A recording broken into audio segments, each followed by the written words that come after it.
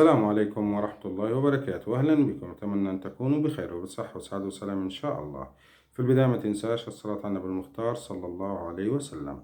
لو كنت أول مرة تشوفنا يا ريت تدعمنا بلايك وتشترك في القناة وتفعل زر الجرس ليصلك كل جديد.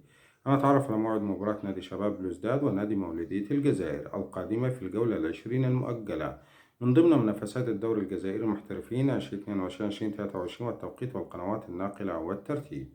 تقام المباراة يوم الثلاثاء الموافق 9 مايو 9/5/2023، وتلعب المباراة على ملعب 5 جولية، وتنقل المباراة على قناة الجزائرية الرياضية. ترتيب الفريقين قبل المباراة: يدخل شباب بلوزداد المباراة ومتصدر الترتيب برصيد 48 نقطة من 21 مباراة، بينما يتعى الجانب الآخر مولودية الجزائر في المركز الثالث في الترتيب برصيد 35 نقطة من 21 مباراة.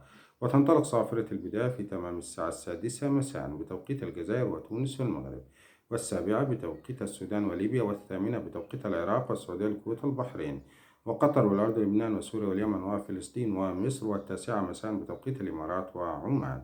ما تنسى شارك برا في التعليقات عن توقعاتك لنتيجة مباراة شباب بلوزداد ومولودية الجزائر.